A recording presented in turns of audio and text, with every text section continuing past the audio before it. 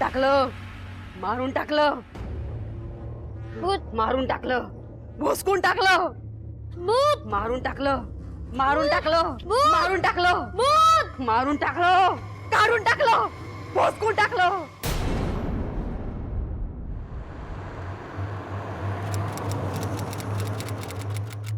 बोला काय झालं? साहेब आम्हाला कंप्लेंट करायची साहेब. आमच्या चाळीत भूत आहे साहेब. काय भूत? हो साहेब. साहेब आमच्या चाळीत एक बाई रात्री अपरात्रीची भूतासारखी भटकत असते. काल रात्री तिने माझ्यावर सुद्धा हल्ला केला. माझ्या मुलाला सुद्धा घाबरवलं साहेब. रात्रीपासून तापानं फणफणलाय तो साहेब. कोण आहे त्या बाई? आरती गावडे, प्रकाश गावडे. आमच्या चाळीत एक व्यक्ती राहतो, त्याची बायको आहे साहेब ती. जशी रात्र होईल तशी ती मोठमोठ्याने रडायला लागते. संपूर्ण चाळीला तिची भीती वाटायला लागली साहेब. आता श्वेता, सर यांची रीतसर कंप्लेंट देऊन द्या आणि आरती आणि प्रकाश यांची पण चौकशी करा. Yes sir.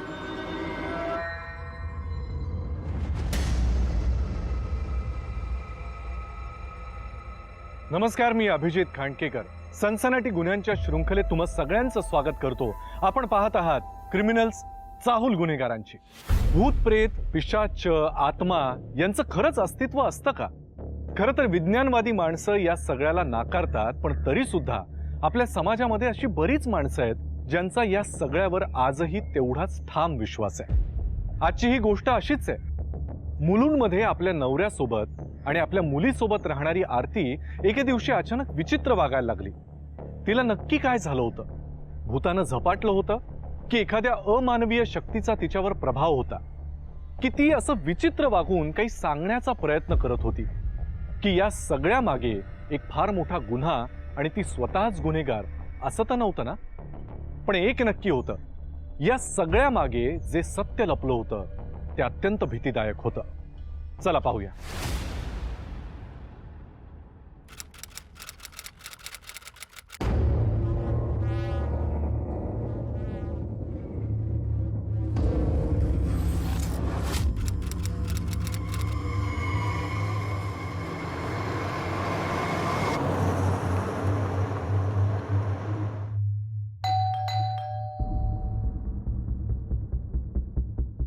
तुम्ही मिस्टर प्रकाश गावडे, आरतीचे हस्बंड का? हो हो मॅडम. काय झालं? तुमच्या बायकोशी बोलायचं होतं जरा. या ना मॅडम.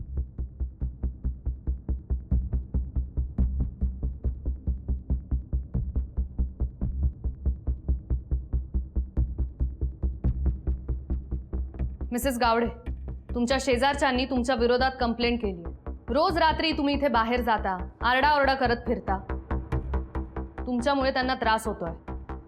मिसेस गावडे, तुम्हाला काही प्रॉब्लेम आहे का?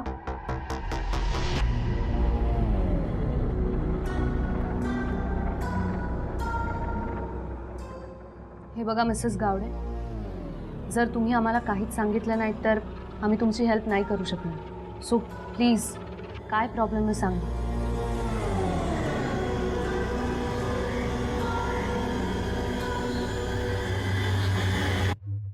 हो मॅडम, आमची शेजारी बोलतात ते खरं आहे. म्हणजे हा प्रकार मागच्या 10 महिन्यापासून सुरू आहे. रात्र झाली की आरती आरडाओरडा करते. दिवसा शांत असते, पण रात्र झाली की हा सर्व प्रकार सुरू होतो.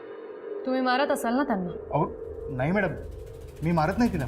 अहो तर तुम्ही माझ्या मुलीला, पिंकीला विचारू शकता ना.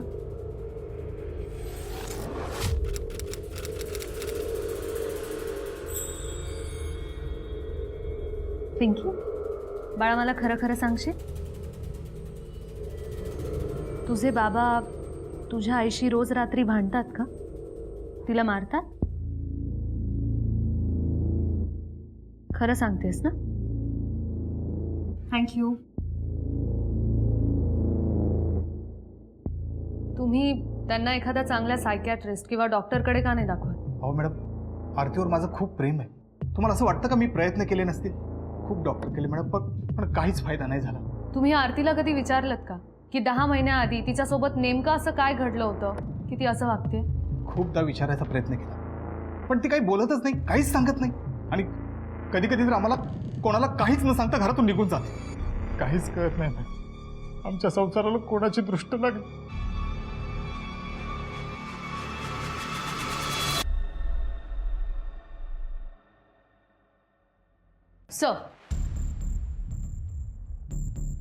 सर, तुम्ही सांगितल्याप्रमाणे गावडे फॅमिलीची चौकशी केली. सर, आरतीची परिस्थिती खूप वाईट आहे. एखाद्या कोमात गेलेल्या पेशंटसारखी ती पडून असते सर. म्हणजे असं वाटतं की तिला काही ऐकायलाच येत नाहीये किंवा काही दिसतच नाहीये. आणि सर, प्रकाशला जेव्हा मी विचारलं तेव्हा तो म्हणाला की गेल्या 10 महिन्यांपासून तिची अशी अवस्था आहे. तिच्या मनावर कुठल्या तरी गोष्टीचा परिणाम झालाय. कुठल्या तरी गोष्टीचा तिने शॉक घेतलाय. हा प्रकाश आपल्यापासून काहीतरी लपवण्याचा प्रयत्न करतोय. श्वेता, तिच्या घरावर रात्रभर पाळत ठेवा. तुम्ही स्वतः बघा, आजूबाजूचे लोक जे म्हणतायत त्याप्रमाणे खरंच काही घडतंय का? येस.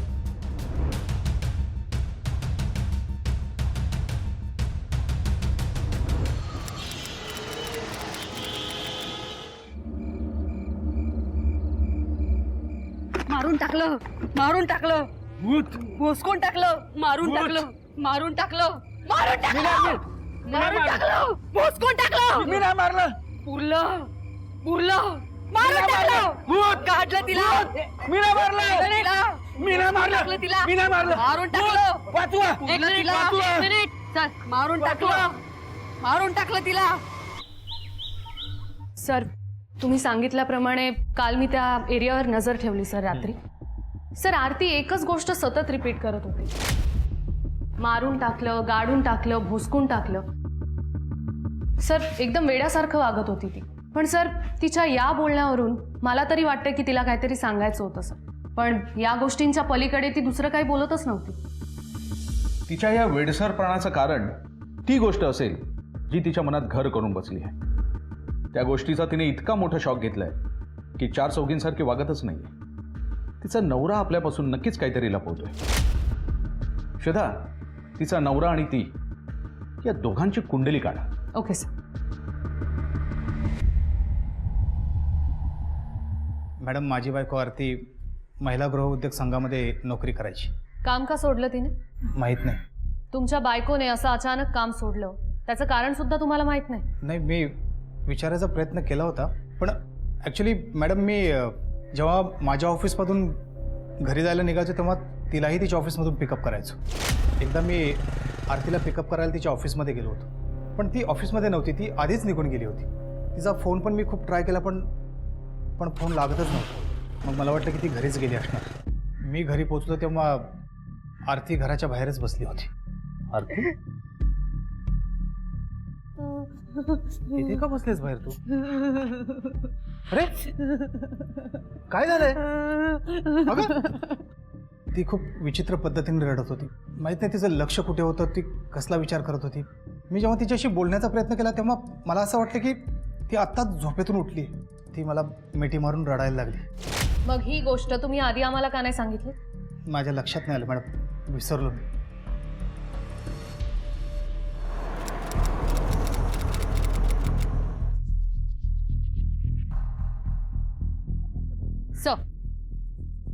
सर, हेच आरतीचं ऑफिस आहे. सर, प्रकाशच्या म्हणण्यानुसार तो रोज रात्री तिला इथेच पिकअप करायला यायचा. म्हणजे सर, त्या रात्री सुद्धा आरती इथेच उभी राहून त्याची वाट बघत असेल.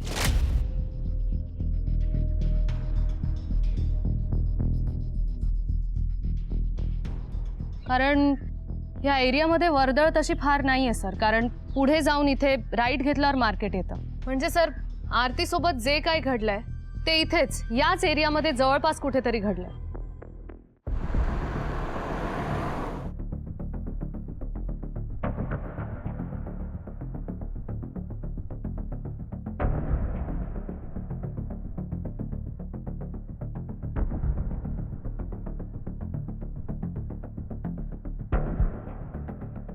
श्वेता, सर, ही संपूर्ण जमीन कोरडी आहे. फक्त इथे गवत आहे. कुठे पाण्याची पाईपलाईन पण गेली नाहीये की त्या सोर्सने इथे गवत उगवेल. श्वेता, सर, काय कळतंय? जमिनीत पुरलेली बॉडी डिकंपोज होऊन खताचं काम करते. कांबळे, आई रे, जमीन खोदायला माणसांची व्यवस्था करा.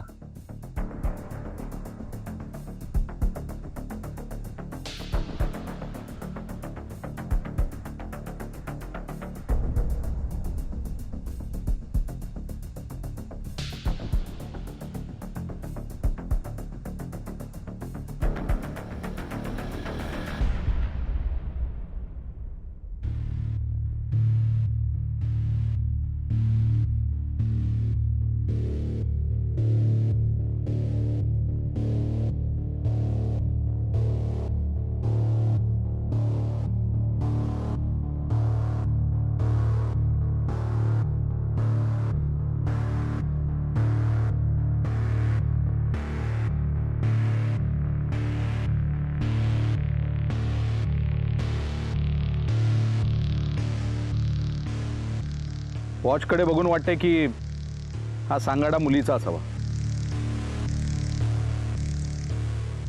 हे वॉच हातात होतं म्हणजे हा लूटमारीचा प्रकार वाटत नाहीये. कदाचित हाच मर्डर त्या आरतीने बघितला असावा. तिच्याशी बोलायला हवं. तुम्ही सगळे इथेच थांबा. आजूबाजूचा एरिया सर्च करा. पुढे काय मर्डर वेपन मिळते का बघा. चल.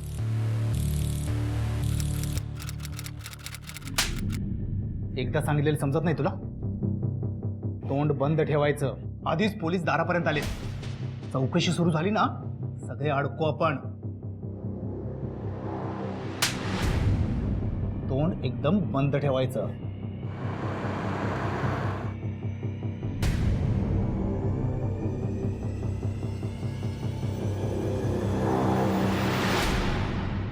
पोलीस इकडेच येत आहेत. जर तोंड उघडलंस ना तर बघ.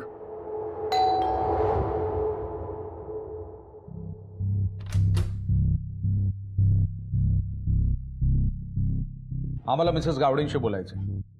हो, या ना.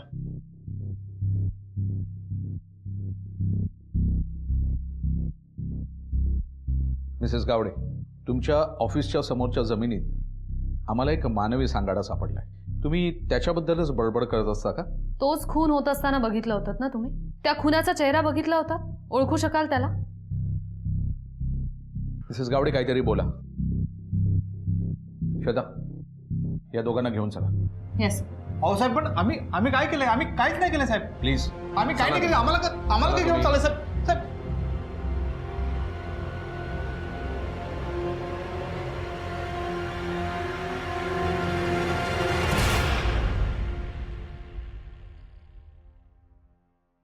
मारलं मारलं मारलं तिला. आरती सर, हॉस्पिटलमध्ये न्या.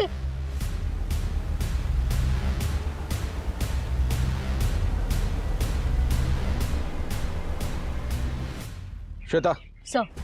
या सांगाड्याच्या हातामध्ये जे वॉच मिळालं होतं ते महागडं होतं. त्याच्या मागे सिरियल नंबर असेल. त्यावरून ते कुठल्या दुकानात विकायला ठेवलं होतं ते कळेल. ते कुणी विकत घेतलं होतं याचा शोध घ्या. येस. आणि हा सांगाडा फॉरेन्सिकला पाठवून द्या. Okay sir. आता पोलिसांसमोर दोन आव्हानं होती. एकतर हा सांगाडा कुणाचा आहे हे शोधून काढणं, आणि दुसरं आरतीचं मानसिक संतुलन ठीक करणं. पोलिसांनी आरतीसाठी एका सायकॅट्रिस्टची नेमणूक केली. आरतीवर उपचार सुरू झाले तरी सुद्धा पोलिसांना एक प्रश्न भेडसावत होता. तो म्हणजे आरतीने पाहिलेल्या खुनाबद्दल प्रकाशला काही माहिती होती का, की नव्हतीच? जर असेल तर प्रकाश पोलिसांपासून काही लपवून ठेवत होता का, आणि मुळात या केसशी प्रकाशचा काहीतरी संबंध होता का? सर, आपल्याला सांगाड्याच्या हातात हे जे घड्याळ सापडलंय याच्या सिरियल नंबरवरून ज्यांचंही घड्याळ आहे त्यांचं नाव आणि ॲड्रेस सापडला. सर, कोण आहे तो? Sir, Shekhar Kulkarni, Sudarshan society, Thane.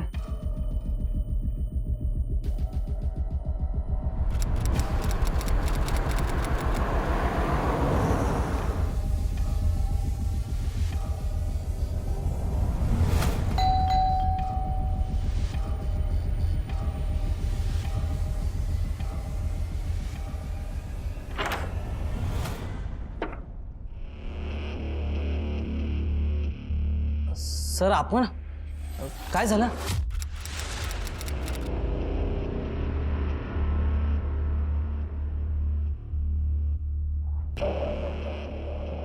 Sir, हे वॉच मुलुंड जवळच्या एका पडीक जमिनीत आम्हाला एक सांगाडा सापडला. त्याच्या हातामध्ये एक घड्याळ होतं. घड्याळच्या सिरियल नंबरवरून आम्ही दुकानाचा शोध घेतला. श्वेता, तिथल्या बिलावर तुमचं नाव आहे. सांगू शकता हे घड्याळ आहे कोणाचं? श्वेता. सर, हे घड्याळ माझ्या मुलीचं आहे, श्वेताचं आहे. वय काय होतं तुमच्या मुलीचं? 20 वर्ष. एवढी मोठी मुलगी होती तुम्हाला? मी श्वेताची सावत्र आई आहे सर.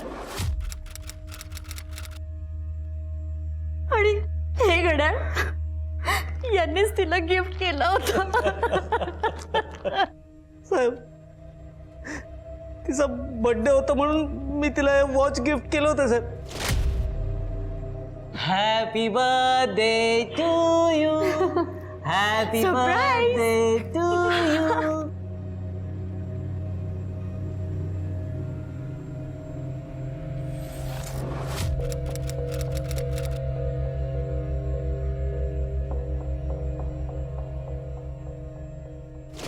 कधीपासून बेपत्ता आहे तुमची मुलगी? साहेब 11 जून पासून ती जे कॉलेजला गेली ती परत आलीच नाही साहेब. तुम्ही तुमच्या मुलीची मिसिंग कंप्लेंट केली होती? हो केली होती, ठाण्याच्या पोलीस स्टेशनमध्ये केली होती. आम्हाला जिथे सांगाडा सापडला त्याच्यासमोर महिला गृहोद्योग संघाचं ऑफिस आहे. तुमची मुलगी तिथे काही कामानिमित्त जायची का? नाही साहेब. मग तिची कोणी मैत्रीण तिकडे काम करायची, तिला भेटायला गेली असेल तुमची मुलगी? नाही साहेब, तिची अशी कुणीच मैत्रीण नव्हती. आम्हाला श्वेताची रूम बघायची. या सर.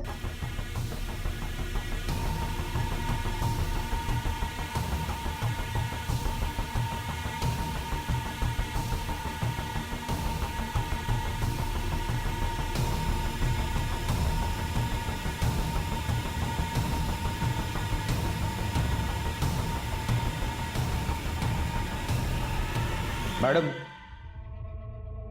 तुम्ही तुमच्या मुलीची रूम एकदम आवरूनच ठेवली आहे. तुम्हाला पक्की खात्री होती का ती परत येणारच नाही म्हणून? सर, आम्ही पोलीस कंप्लेंट करून 10 महिने झाले होते. पोलिसांनी सुद्धा आशा सोडली होती आणि आमच्या दोघांपैकी जर कोणी या रूम मध्ये आलं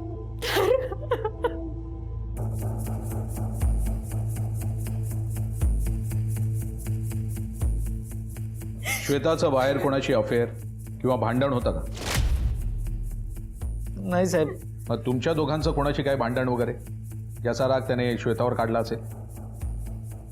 नाही साहेब, माझं आणि सुनीताचं ना कुणाशी गैर आहे ना कुणाशी भांडण साहेब. हो, पण 1 वर्षभरापूर्वी संजू नावाचा नौकर आमच्याकडे काम करायचा. त्यांनी एकदा श्वेताशी गैरवर्तन केलं, पण त्याला आम्ही कामावरून काढून टाकलं साहेब. त्याचा नंबर आणि पत्ता आहे तुमच्याकडे? हो आहे सर. श्वेता, सर. त्या संजूचा पत्ता घ्या आणि उचला त्याला. Yes sir.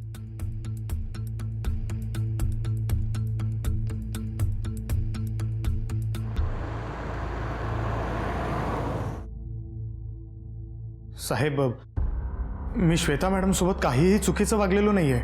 त्या दिवशी मी त्यांच्या खोलीमध्ये साफसफाई करायला गेलो, त्यावेळी त्या आधीच आंघोळ करून आलेल्या होत्या. मी त्यांच्याकडे फक्त बघितलं. उलट याच लोकांनी माझ्यावर भलतेसलते आरोप केलेत आणि माझा अपमान करून मला घराबाहेर काढलं. मी खरंच श्वेता मॅडमचा खून केलेला नाही आहे. उलट शेखर साहेबांनीच श्वेता मॅडमचा खून केला असेल. हे शेखर आपल्या मुलीचा खून का करतील? साहेब, ते दोघेही एकमेकांशी बोलायचे नाहीत. शेखर साहेब श्वेता मॅडमचा खूप राग करायचे.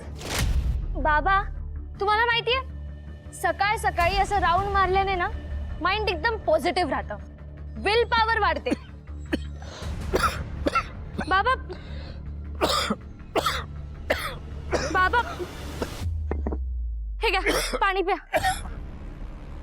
बाबा, माझा राग पाण्यावरती काढू नका प्लीज. तुम्ही पाणी, तुम्हाला खोकला येतोय. ठीक आहे, तू जा आता, पण जोपर्यंत ही केस सॉल्व्ह होत नाही शहर सोडून जायचं नाही, कळलं?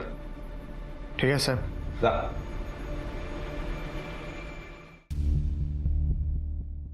त्यांना सगळा रिपोर्ट लवकर पाठवायला. सर, श्वेताचा फॉरेन्सिक रिपोर्ट आला. सर, रिपोर्ट्सनुसार श्वेताचा खून 1 ते 20 जूनच्या मध्ये झाला आणि तिला कुठल्या तरी चाकूने किंवा धारदार वस्तूने मारण्यात आलं. कारण सर, तिच्या हाडांवरती वेपन मार्क्स आहेत. याचा अर्थ श्वेताचा फोन स्विच ऑफ झाल्यापासून ते तिचा मृत्यू होईपर्यंत ती किडनॅपरच्या ताब्यात होती. सर, असंही असू शकतं ना की श्वेताचं किडनॅपिंगच झालं नाहीये आणि ती स्वतःहून कोणासोबत तरी निघून गेली. असू शकतं, पण त्यासाठी आपल्याला तिचा खून ज्याने केला त्याला पकडणं गरजेचं आहे.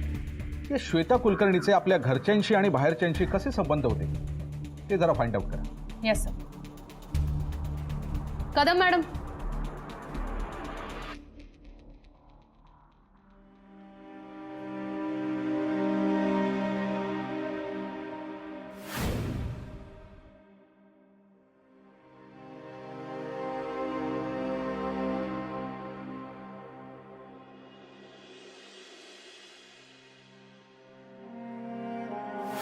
श्वेता बेटा, मला माफ कर ग. माझ्या एका चुकीमुळे मी तुला मृत्यूच्या दाढेत ढकललं.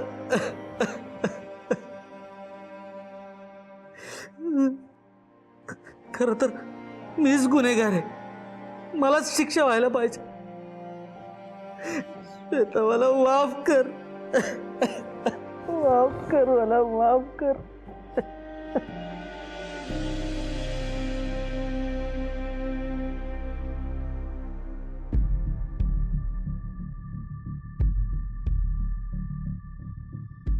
मॅम, श्वेता माझी बेस्ट फ्रेंड होती, पण तरी तिने तिच्या पर्सनल लाईफबद्दल कधी मला फार सांगितलं नाही. हा एक मुलगा होता, तिला कॉलेजमध्ये न्यायला आणि सोडायला यायचा. कोण होता तो मुलगा आणि काय नाव होतं त्याचं? मॅम, नाव नाही माहीत मला त्याचं. म्हणजे श्वेताने अशी स्पेसिफिकली ओळख नव्हती करून दिली कधी. पण मॅम, त्याच्या कार समोर आम्ही एकदा फोटो काढला होता, सेल्फी.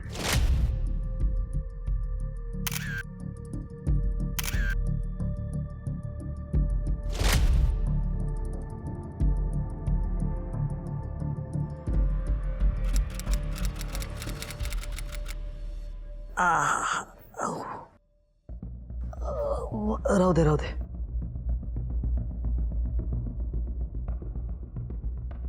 हळूहळू. मिस्टर शेखर, तुमच्या मुलीबद्दल काही प्रश्न विचारायचे. विचारा ना सर. तुमच्या मुलीचं आणि तुमचं भांडण होतं का? नाही का? बाहेर चौकशीत आम्हाला कळलंय की तुमचं आणि तुमच्या मुलीचं भांडण होतं, आणि हे देखील कळलंय की तिचं एका मुलासोबत अफेअर होतं, आणि ही गोष्ट तुम्ही आमच्यापासून लपवलीत. असं तर नाही ना की तिचं अफेअर तुम्हाला मान्य नव्हतं आणि म्हणून तुम्हीच तिचा खून केला? अहो, काही काय बोलताय सर तुम्ही? मी माझ्या मुलीचं का खून करेन? मान्य आहे, मी तिच्यावर रागवलेलो होतो. काही वर्षांपूर्वीची गोष्ट आहे. तिला माझी कार चालवायची होती म्हणून ती चावी मागायची. मी तिला चावी द्यायला नकार दिला, आणि त्यानंतर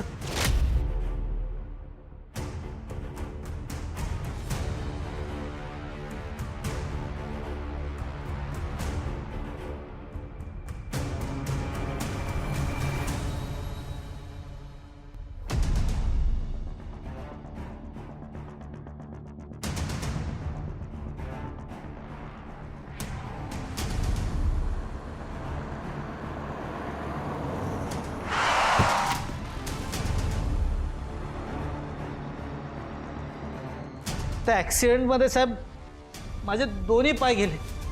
त्यामुळे मी तिला कधीच माफ केलं नव्हतं. जर तिला माफ केलं असतं तर आज ती माझ्या जवळ असली असती साहेब. बाबा,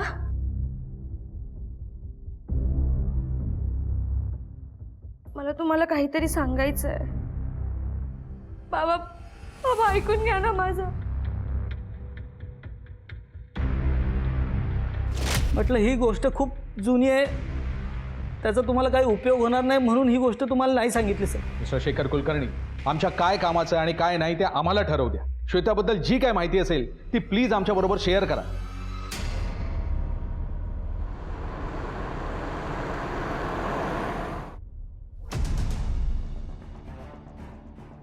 गुड मॉर्निंग सर. मॉर्निंग.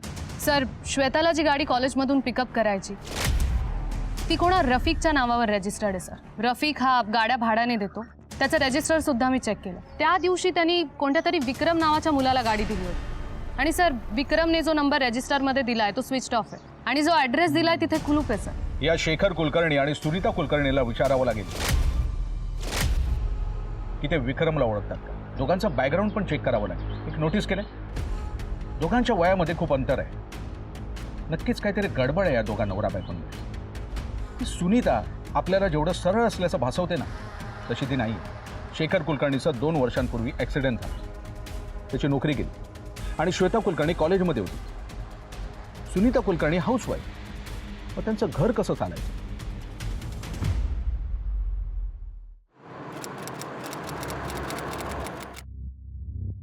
घराचा खर्च चालवण्यासाठी आम्हाला पेइंग गेस्ट ठेवण्याची गरज वाटली, म्हणून अमित नावाचा एक मुलगा आम्ही पेइंग गेस्ट म्हणून ठेवला.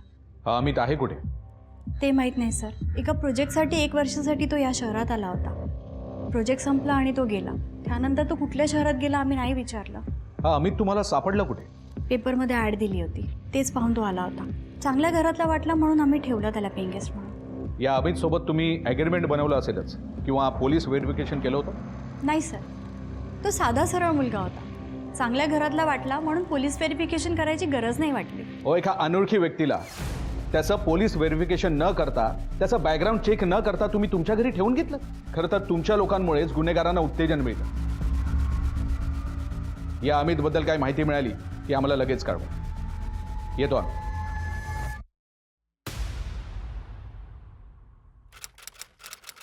सर, हे विक्रमचे जुने कॉल रेकॉर्ड्स. सर, ज्या नंबरवर इनकमिंग आणि आउटगोईंग कॉल्स केले गेले त्यातला एक नंबर तर श्वेताचा, पण सर अजून एक नंबर असा आहे ज्यावर तो श्वेतापेक्षाही जास्त वेळ बोलायचा. कोणाचा नंबर आहे तो? सर, सरप्रायझिंग गोष्ट अशी आहे की तो नंबर सुद्धा विक्रमच्याच नावावर रजिस्टर्ड आहे सर. सर, शेखरच्या घरी जो अमित नावाचा पेइंग गेस्ट राहत होता त्याच्या कॉल रेकॉर्ड्समध्ये JNK कंपनीच्या लँडलाईन नंबरचे कॉल्स आहेत सर.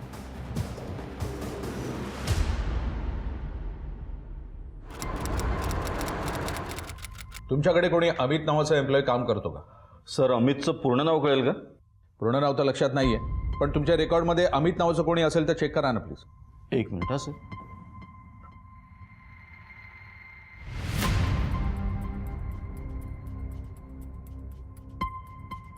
हा सगळा रेकॉर्ड आहे. एक मिनिट. हा विक्रम सावंत तुमचा एम्प्लॉई आहे? हो. मला याचा फोटो आणि ॲड्रेस हवा आहे.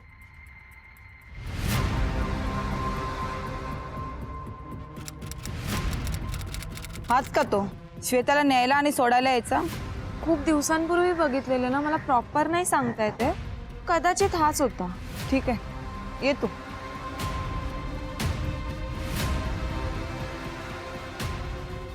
ओळखलं की नाही? नाही सर, पण तिच्या म्हणण्यानुसार हाच मुलगा होता.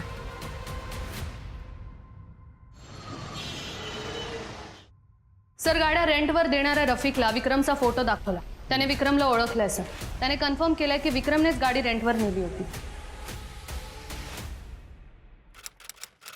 तुम्ही या माणसाला विक्रमला ओळखता? सर, हा तर अमित आहे. काय? हाच तर आमच्याकडे पेइंग गेस्ट म्हणून राहिला होता. म्हणजे हा माणूस विक्रम आणि अमित या दोन्ही नावांनी वावरतो. कदाचित या माणसाचा हात तुमच्या मुलीच्या श्वेताच्या खुनामध्ये असेल. त्याच्याबद्दल अजून काय माहिती आहे तुम्हाला? काहीच माहित नाही सर अजून आम्हाला. मॅडम, तुम्हाला आम्ही काय मूर्ख वाटलो? तुमच्या मुलीचं एका पेंगेस बरोबर अफेअर चालू होतं आणि तुम्ही म्हणता की तुम्हाला काहीच माहिती नाही. आई म्हणता ना तुम्ही स्वतःला. अमित हाच विक्रम आहे ही माहिती मिळाल्यामुळे आता पोलिसांच्या हाती फार मोठं यश लागलं होतं. त्यांच्या तपासाला एक दिशा मिळाली होती. पण मुळात शेखर आणि सुनीताला माहिती होतं का की अमित हाच विक्रम आहे? की ते माहीत असूनही मुद्दाम ही माहिती पोलिसांपासून दडवून ठेवत होते? मुळात अमित हा दोन नावांनी का वावरत होता? त्यामागे काही रहस्य होतं का? दुसरीकडे आरतीवर उपचार सुरू होते. ती हळूहळू बरी होत होती, पण तरी सुद्धा ती अजून एवढी बरी झाली नव्हती की त्या रात्री काय घडलं हे पोलिसांना सांगू शकेल. आणि जोपर्यंत ही माहिती पोलिसांना मिळत नाही तोपर्यंत ते खऱ्या गुन्हेगारापर्यंत पोहोचणं जरा कठीणच होतं. सर, या विक्रम उर्फ अमित बद्दल लीड मिळाल्यानंतर आपल्याला वाटत होतं की ही केस तर सॉल्व्ह होत आली आहे. पण सर, या कहाणीमध्ये तर अजून एक ट्विस्ट आहे. सर, शेखर कुलकर्णीच्या घरी काम करणारा त्यांचा नौकर संजू याने 7 एप्रिल 2015ला नोकरी सोडली होती. पण सर, शेखर कुलकर्णीचे कॉल रेकॉर्ड चेक केल्यावर ही गोष्ट लक्षात आली की त्यांच्या घरातलीच कोणती तरी व्यक्ती या संजूच्या कॉन्टॅक्टमध्ये होती, आणि ते सुद्धा जून 2015 पर्यंत. कोण असेल ही व्यक्ती? स्वतः शेखर कुलकर्णी, सुनीता की श्वेता कुलकर्णी? या शेखर आणि सुनीतावर लक्ष ठेवा. Yes sir.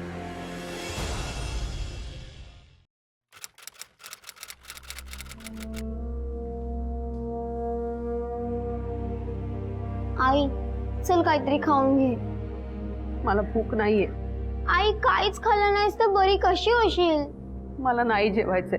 त्याच्या मनावर खूप मोठं ओझं आहे. तोपर्यंत ते ओझं उतरत नाही ना, तोपर्यंत मी बरी नाही होऊ शकत. आई, काय बोलतेस? कसलं ओझं? मी कोणावर तरी अन्याय होताना पाहिलाय आणि मला सगळं माहित असूनही मी काहीच करू शकत नाहीये. मला स्वतःवर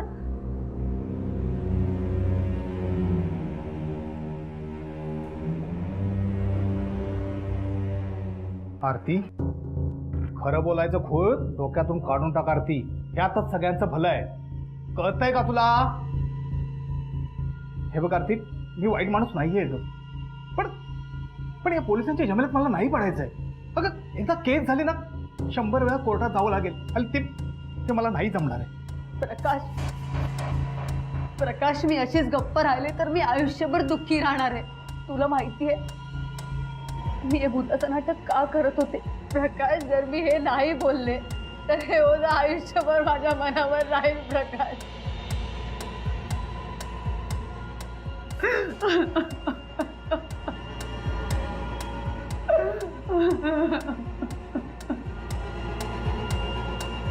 हॅलो इन्स्पेक्टर साहेब.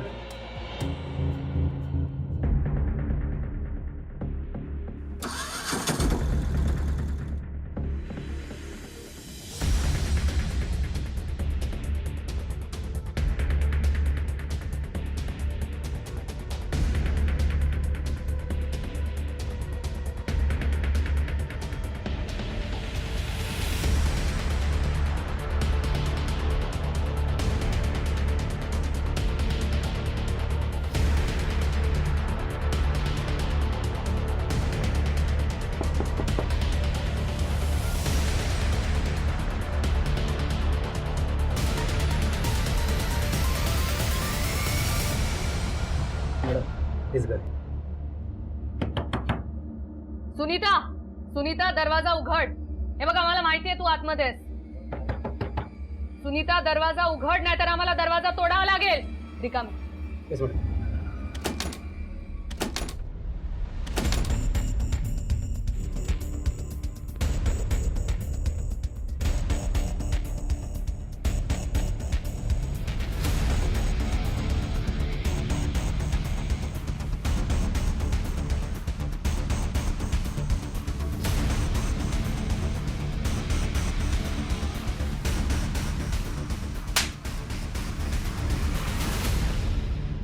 खून होताना तुम्ही याला पाहिलं होतं?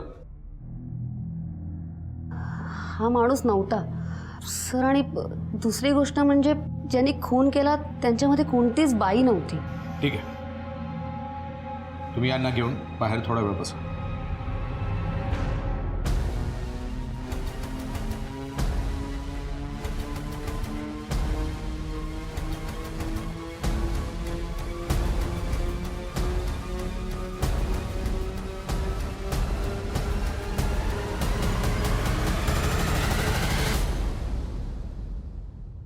काळजी करू नका, त्या खुन्याला लवकरात लवकर पकडू आम्ही. घेऊन जा. Okay sir.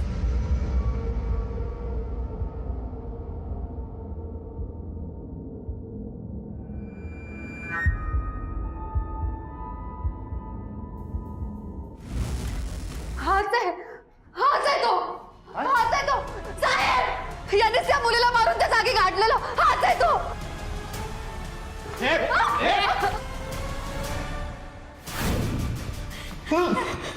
बोला तर चल.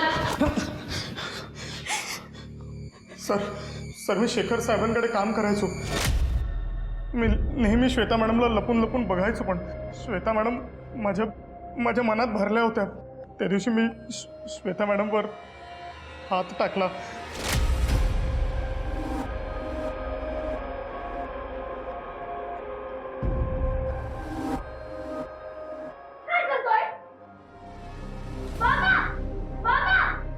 काय झालं बेटा? काय काय करत होतास तू? तू तू काय करतोस तू इथे? काय करतोस तू इथे? हा, चल चल, तुला ना हात सोडतच नाही. त्यांनी मला नोकरीवर हाकलून दिलं, माझा अपमान केला आणि धक्के देऊन मला घरातून बाहेर काढलं. आणि म्हणून मी माझ्या 3 मित्रांना बोलवलं आणि श्वेता मॅडम कॉलेजमधून घरी जाताना त्यांना रस्त्यातून उचललं. हे सर्व करण्यासाठी मला पैसे दिले होते. मॅडम, आता तरी खरं बोलणार आहात की? हो सर, मी संजूला पैसे दिले होते. शेखरची पहिली बायको जाऊन खूप वर्ष झाली होती. श्वेताही मोठी झाली होती. मला वाटलं श्वेताच्या लग्नानंतर सगळी इस्टेट माझी होईल, पण शेखरची लग्न केल्यानंतर कळलं की त्याने आधीच सगळी इस्टेट श्वेताच्या नावावर केली आहे. त्या दरम्यान माझी आणि शेखरची सोशल मीडियावर मैत्री झाली. मला तो आवडू लागला होता, पण श्वेतालाही तो आवडू लागला होता. तीही प्रेम करायला लागलेली त्याच्यावर. तिला आमच्या संबंधाबद्दल काहीच माहीत नव्हतं, पण ज्यावेळी तिला आमच्या संबंधाबद्दल कळलं तेव्हा ती शेखरला सांगायला गेली. शेखरने तिचं काहीच ऐकून घेतलं नाही. पण यामुळे मला प्रॉब्लेम क्रिएट होणार होता. संजूने श्वेतावर हात टाकला होता आणि त्याच गोष्टीचा मी फायदा उचलण्याचं ठरवलं. 60,000 आहे. एवढे पैसे? हो, हे पैसे पण ठेव आणि तुझा बदला पण घे. सावत्र झाले म्हणून काय झालं, पण तुम्ही पण एक आई होतात आणि तुमच्या या अशा वागण्यामुळे लोकांचा मातृत्वावरचा विश्वास उडालाय फक्त तुमच्यामुळे. आता आयुष्यभर जेलमध्ये करत बसा प्रॉपर्टी प्रॉपर्टी. एका आईनं आपल्या सावत्र मुलीचा खून केला. हे असे अपराध नात्यांना फक्त कलंक लावत नाहीत, तर या नात्यांवरचा विश्वास सुद्धा कमकुवत करतात. सुनीताला श्वेताच्या खुनाचा कट रचल्याच्या आरोपाखाली आणि संजू आणि त्यांच्या मित्रांना श्वेताचा खून केल्याप्रकरणी शिक्षा सुनावण्यात आली. नात्यांमध्ये भावनिक ओलावा असणं फार महत्त्वाचं असतं, तरच ते नातं टिकतं, मग ते सख्ख असो किंवा सावत्र. याच विचारांसह मी अभिजित खांडकेकर सनसनाटी गुन्ह्यांच्या शृंखलेत तुम्हा सगळ्यांची रजा घेतो. पुन्हा भेटूया एका नवीन गुन्ह्यासह उद्याच्या भागात. तोपर्यंत तुम्ही स्वतःची आणि आपल्या कुटुंबियांची काळजी घ्या. घराबाहेर पडताना मास्क आणि सॅनिटायझरचा वापर करायला विसरू नका. पाहत रहा क्रिमिनल्स चाहूल गुन्हेगारांची. जय हिंद, जय महाराष्ट्र.